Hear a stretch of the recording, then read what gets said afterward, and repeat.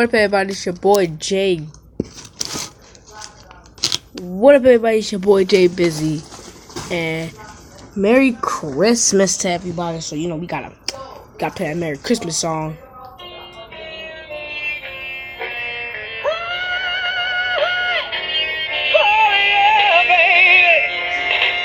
Like a fool, I waited too long. Now I'm wondering if your love still strong, babe.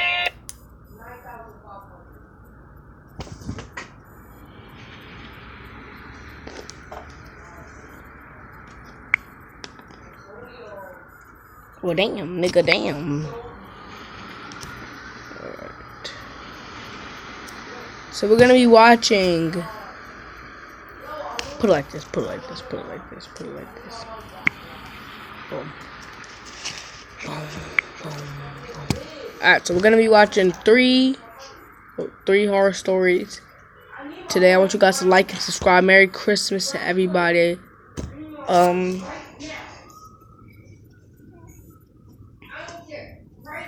Okay, your boy got the boo-bray bands out here. So I'm gonna be doing a money giveaway. So if you wanna enter, you're in a wall, you two say, like, subscribe and stuff. Let's get to it. Woo!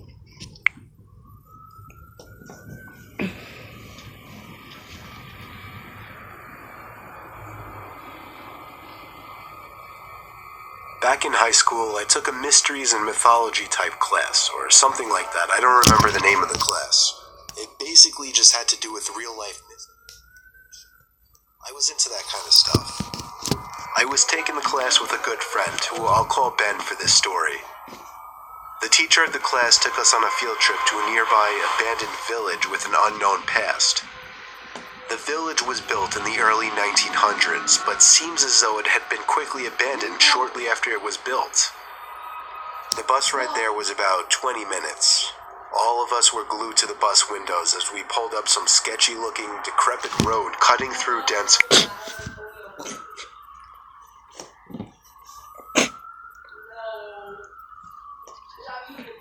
Tell me you don't see that boy right there.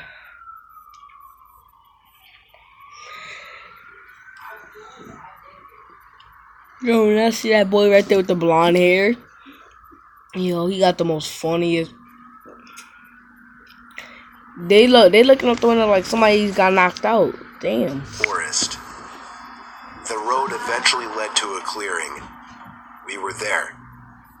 We stepped out onto the road, which had grass growing through the cracks. The grass surrounding was almost knee-high. Then there were the buildings. The tall, archaic brick buildings with the boarded-up windows all gave off such chilling vibes. The teacher lined all 20 of us up, counted heads, and then began leading the way. The point of this little field trip... I know y'all teachers do that. I fucking hate, like, my last trip. That was my first one and my last one, but because we was going to the movie theaters. But this is not why it's my first one and last one. That's gonna be enough. That's gonna be for my first story time. It's gonna be another time how that was my last trip, last time, and then I'm gonna make one how I got expelled. So he was counting our heads, but I was like in the middle, like 8. So he said 7.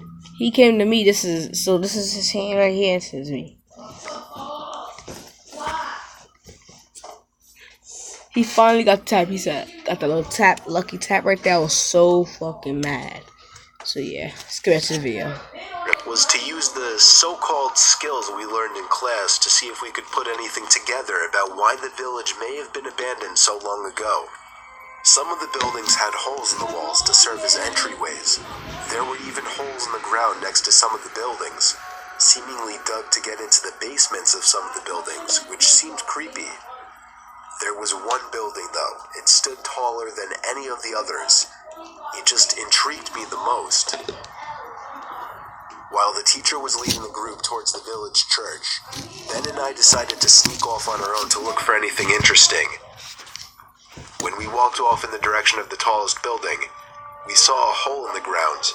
It was dug by the back door of the building, which had been sealed off. In the hole was a ladder which led down to the concrete floor below. We both looked at each other and knew we had to do it. Ben climbed. That's where they fucked up. See, my parents, they black. But my father Mexican. See, but my mom, mom is black. If she hear that I just did that, I just went down a damn hole to permission, she gonna beat me from Mexican to French real quick. I'm telling y'all.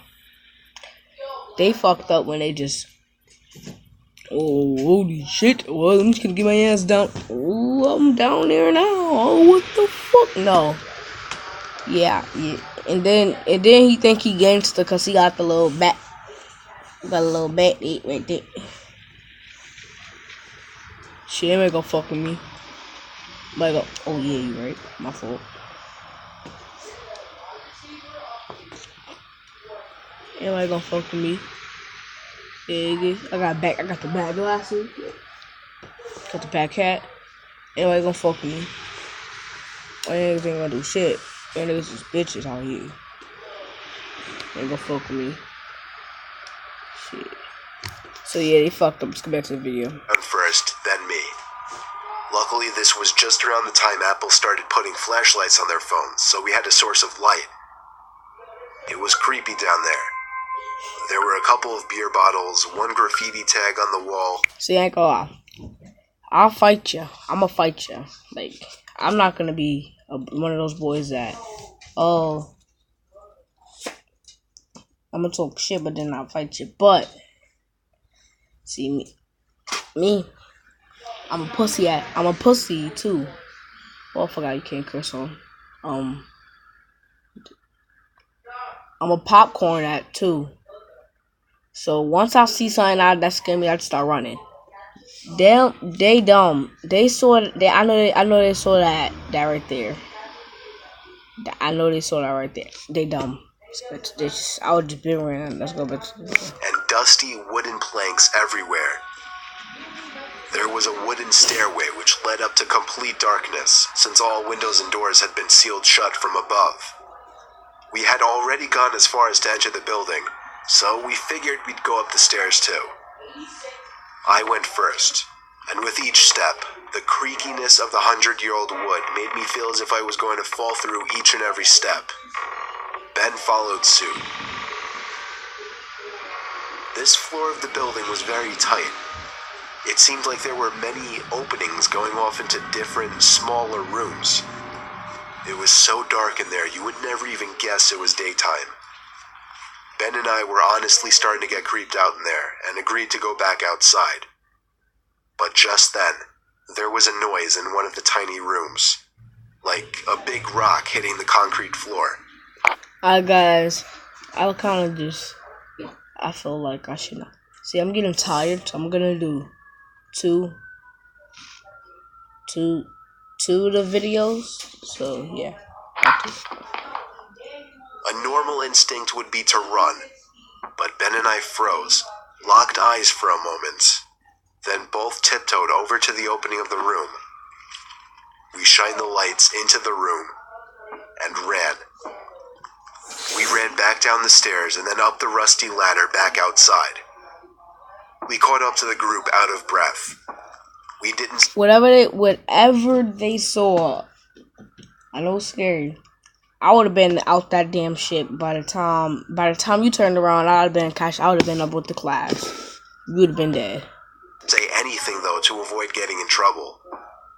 One of our classmates asked us what was wrong.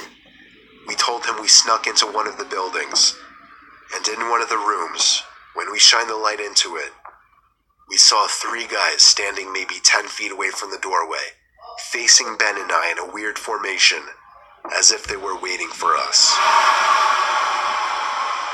That shit creepy. Yep, I'm not going to sleep. As we continued following the group, we paid extra attention to the tall building we entered from the distance. And before leaving, We saw a person's face at one of the higher level windows that had not been boarded up. We never told the teacher in fear of getting in trouble. We didn't know what to think. Were those just homeless people living in there? Were they gang members in hiding? Ben freaks me out with his theory. He says they were ghosts of the people who once lived in the town. Still, the way the three guys were just hauntingly standing there so calmly, staring at us the moment we peeked our heads through that doorway, I still can't get that image out of my head. I may go back to that village one day, just to prove Ben's idea wrong.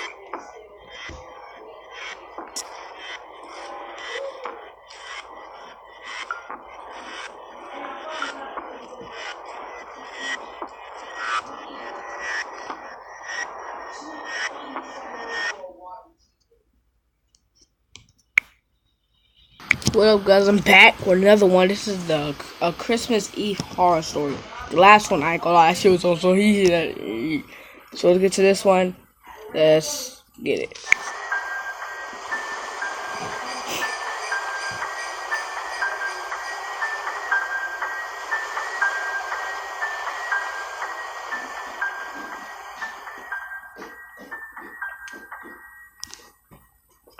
Last year on Christmas Eve, I was working late. I'm 23. I work in New York City and commute home every day on the train. Since I'm one of the younger ones in the office, I got stuck with one of the worst shifts, so I wasn't able to get home until 5 o'clock. My family had already left a whole hour earlier to go to my cousin's house, so I had to drive alone. After having a quick snack before the half-hour drive, I got back in my car and put my cousin's address into my phone. By themselves, so shit, I ain't going. Halfway through the drive, it started snowing. I got to my cousin's house around 6 o'clock. It was snowing heavily by this point, and I just made it in time to catch everyone starting dinner. I brought all of my gifts inside and cheerfully said hey to everyone. I stayed until around 11 o'clock. The rest of my family left a little sooner. I stayed an extra half hour or so just to hang out before leaving myself. By the time I was leaving, the ground had accumulated at least 2 feet of snow, and it wasn't even done snowing. Hey. The drive home was nightmarish. That's a lot of snow. The roads were hardly even plowed, and I had to drive under 20 miles per hour on most roads. The roads were completely dead at this point though, most likely because everyone was smart enough to go home before the snow accumulated.